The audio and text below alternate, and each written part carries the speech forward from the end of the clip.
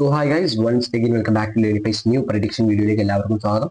അപ്പോൾ നിങ്ങൾ ഒരു 9ാം ക്ലാസ്സിലെ കുട്ടിയാണെന്ന നിലക്ക് ഇംഗ്ലീഷ് എക്സാമിന് ചോദിക്കാൻ സാധ്യതയുള്ള most important and expected question ആൻസേഴ്സിന്റെ ലിസ്റ്റാണ് ഞാൻ നിങ്ങൾക്ക് നൽകാൻ പോകുന്നത്. ഈ നോട്ട് നിങ്ങൾക്ക് കിട്ടണമെങ്കിൽ ഫ്രീ ആയിട്ട് കിട്ടും. നമ്മുടെ കമ്മ്യൂണിറ്റി ഗ്രൂപ്പിൽ ജോയിൻ ചെയ്താൽ നിങ്ങൾക്ക് ഫ്രീ ആയിട്ട് ഇതിന്റെ നോട്ടിന്റെ അടിപൊളിയായിട്ട് പ്യുവർ ആയിട്ട് ക്ലിയർ ആയിട്ടുള്ള PDF നോട്ട് നിങ്ങൾക്ക് കിട്ടും. അപ്പോൾ നമ്മുടെ കമ്മ്യൂണിറ്റി ഗ്രൂപ്പിൽ ജോയിൻ ചെയ്യുക, നോട്ട് കിട്ടാൻ വേണ്ടി അടിപൊളിയായിട്ട് പഠിക്കാൻ ശ്രമിക്കട്ടെ.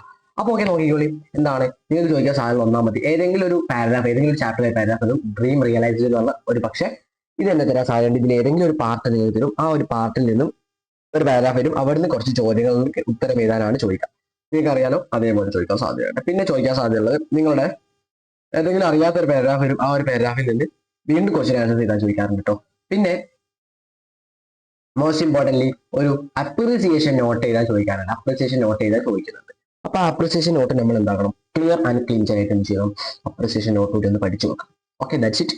അപ്രിസിയേഷൻ നോട്ട് ഒന്ന് പഠിച്ചു വെക്കാം. ഓക്കെ, അതിന്റെ ഫോർമാറ്റ് ഒക്കെ ഞാൻ ഈ സ്ലൈഡ് കൊടുത്തിട്ടുണ്ട് കേട്ടോ. പിന്നെ നമുക്ക് വന്നത് ഒരു ഹാഫ് ഓഫ് ഡേ നിന്ന് ഒരു ഷോർട്ട് ആയിട്ടുള്ള ഒരു എസ്സേ എഴുതാനും അല്ലെങ്കിൽ റിവ്യൂ ചെയ്താലും ഇത് രണ്ടിൽ ഏതെങ്കിലും ഒരു നിങ്ങൾക്ക് ചൂസ് ചെയ്യാൻ നിങ്ങൾ എഴുതാം. പിന്നെ പ്രധാനമായിട്ട് ചോദിക്കാൻ സാധ്യതയുള്ളത് ഒരു ഈവന്റ് ഇൻവിറ്റേഷൻ ചോദിക്കാൻ സാധ്യതയുണ്ട്. ഒരു ഏതെങ്കിലും ഈവന്റ് ഇൻവിറ്റേഷൻ ചോദിക്കാൻ സാധ്യതയുണ്ട്.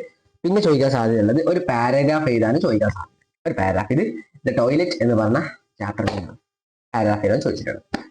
പിന്നെ മോസ്റ്റ് ഇമ്പോർട്ടൻ്റ്ലി ചോദിക്കാനുള്ളത് ഒരു ഫോർ അപ്രോപ്രിയേറ്റ് ക്വസ്റ്റ്യൻസ് എഴുതാൻ ചോദിക്കാം. ഒരു ഇന്റർവ്യൂ ക്വസ്റ്റ്യൻ ഒക്കെ ഈ ഒരു പാരഗ്രാഫിൽ നിന്നുള്ള ചോദ്യങ്ങൾ എഴുതാൻ ചോദിക്കാൻ സാധ്യതയുണ്ട്. പിന്നെ ഒരു ചിത്രം തരാൻ, ഇതൊരു 30% ഒക്കെ നമുക്ക് ഉറപ്പ് പറയാൻ പറ്റും. ഇതൊരു ഷോർട്ട് സ്റ്റോറി എഴുതാൻ ചോദിക്കുന്നുണ്ട്. ഇവിടെ എന്താണ് നടക്കുന്നത് കാര്യങ്ങളൊക്കെ ചോദിക്കാൻ സാധ്യത കൂടുതലായിട്ട് കേട്ടോ.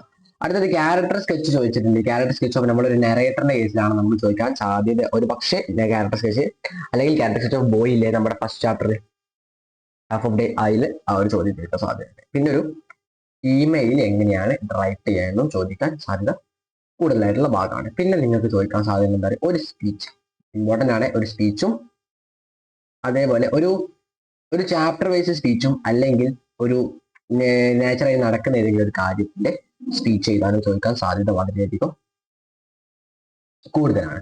പിന്നെ നിങ്ങൾക്ക് പ്രൊഫൈൽ എഴുതാൻ ചോദിക്കും. മോസ്റ്റ് ഇമ്പോർട്ടൻ്റ്ലി ഏതെങ്കിലും ഒരു പക്ഷേ അറിയുന്നവരായിരിക്കാം അല്ലെങ്കിൽ അറിയാത്തവരായിരിക്കും. ഇതിന് ഏതെങ്കിലും ഒരു പ്രൊഫൈൽ എഴുതാൻ ചോദിക്കും. ക്ലിഞ്ചനായിട്ടായി എഴുതി കൊടുക്കട്ടെ. Okay, that's it. ഇത്രയേ ഉള്ളൂ നിങ്ങൾക്ക് പ്രൊഡിക്ഷൻ ആയിട്ട്. എല്ലാ കാര്യങ്ങളെ കുറിച്ച് ഗ്രാമറിന്റെ പാർട്ടുണ്ട്. അതേപോലെ ഇംഗ്ലീഷിലെ റൈറ്റിംഗ് സെക്ഷന്റെ ഈസി ആയിട്ട് ഫുൾ മാർക്കിന്റെ ഗ്രേഡ് നിങ്ങൾക്ക് കിട്ടണേ കണ്ടോ. ഓരോന്നും നിങ്ങൾ എങ്ങനെ എഴുതിയാൽ നല്ല മാർക്ക് സ്കോർ ചെയ്യാം. ഈ റെഡ് ബോക്സിലുള്ള കാര്യങ്ങളാണ് എന്ത് എല്ലാത്തിലും കോമൺ ആയിട്ടുള്ള മോഡൽ നിങ്ങൾക്ക് അപ്ലൈ ചെയ്യാൻ പറ്റും. ആ മോഡലാണ് ഇവിടെ കൊടുത്തത്. ഇതിന്റെ നോട്ട് വേണേ കമ്മ്യൂണിറ്റി ഗ്രൂപ്പിൽ ചോദിക്കാം കേട്ടോ. അപ്പോൾ ദാറ്റ്സ് ഇറ്റ്. എല്ലാവർക്കും ബൈ, താങ്ക് യു. അടിപൊളിയായിട്ട് പഠിക്കാം.